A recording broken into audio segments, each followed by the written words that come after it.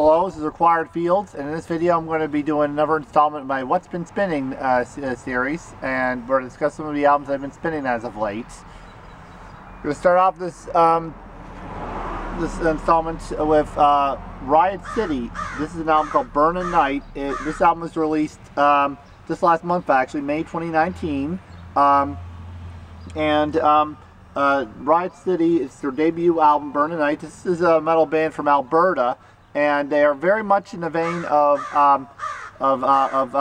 old Judas Priest, and you can hear some early U.S. power metal influences in there as well. I know they're Canadian, but you can hear that in there. And also you can hear, I mentioned a band recently called Outlaw, who was another band that has very much an early 1980s metal sound to them. I can see fans of Outlaw's debut album, Marauders, liking this album. Plus, Outlaw even mentioned that they're going for more of an U.S. Power metal sound, although Outlaw are European, but you get my point here. But anyways, this is an album very much in the very much has a early 80s metal feel to it that I really enjoy. This is Riot City, their debut album, Burnin' Night. This is a great album. It'll definitely make my top 10 of 2019 list, unless several albums happen to come along that I'm unfamiliar with and end up blowing me away, but I don't see that happening. I definitely see this making my top 10 of the year.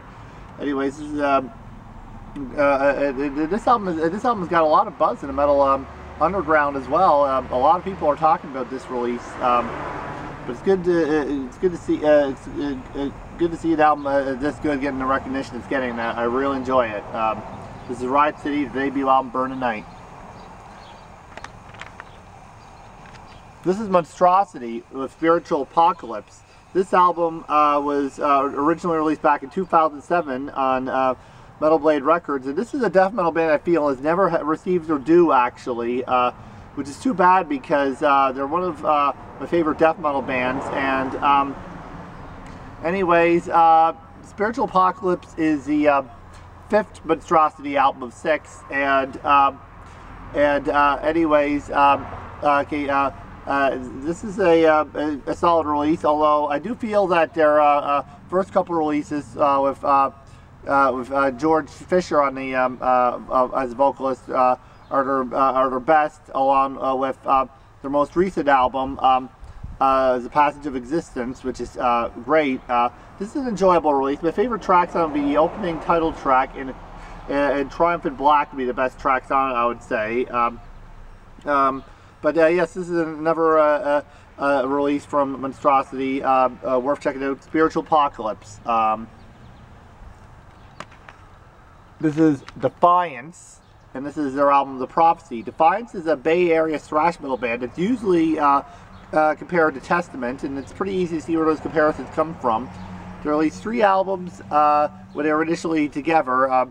1989, they released their debut album, Product of Society. 1990, they released Void Terra Firma, and in 1992, released what I feel is their best studio album, Beyond Recognition. And after that, they put out a demo in 1994, which was said to be more in a groove metal or post-thrash, as people say. Some people call it, style along the lines of groups like Pantera and Machine Head, before disbanded in 1995. And then in the late 2000s, they reformed and they put out one last album. This is The Prophecy. The Prophecy is their fourth album, released in 2009, and then they disbanded a few years later after this. While I feel that Beyond Recognition, their third album, is their best work, this is a pretty enjoyable release. It's but it mostly is more along the lines of what they were doing in the early 1990s, as opposed to the groove metal post-thrash direction that they were headed in before they disbanded. But this is an enjoyable release. I do like it. I think my favorite track on it is the closing track, Eyes of the Front. But I do enjoy this release. It was a nice way to nice way to finish off their career. Although Beyond Recognition remains would be their best work overall. This is a good album to check out as well. And then we have Blackmore. This is a band from my province of Nova Scotia. This is their second full-length release called Lethal Waters. This album was released originally back in 2012, and it is more along the lines, yeah, it very much has an early 1980s metal flavor to it, with the NWO, BHM, and whatnot. Although he certainly couldn't call them a thrash metal band, they do have a slight, very early Metallica Kill 'Em All era type of vibe to them at times as well. Although you couldn't really call this a thrash metal release, it'd be a bit of a stretch. You can kind of hear it at times in the faster parts of the album a bit. And my favorite tracks on it would be Thunderhead, which is the second track, and the third track would be the best track of the album, Lost in the Shadows. That's a great song. But yes, this is Blackmore, band from my province, and this is their album Lethal Waters. And although I know I review CDs here, I'm going to do, for the first time, a cassette tape. This is by a band called Critical Extravasation. They're from Russia. This is their debut EP, Morbid Existence. It was limited to 100 copies, and anyways, this is a technical death thrash band, and this is their debut EP, and they're working on a full-length album. The cassette tape is limited to 100 copies. Now, I heard a report from the band that they were planning on releasing a CD. They released it on CD format, although a lot of cassette format. They do also have it on digital format.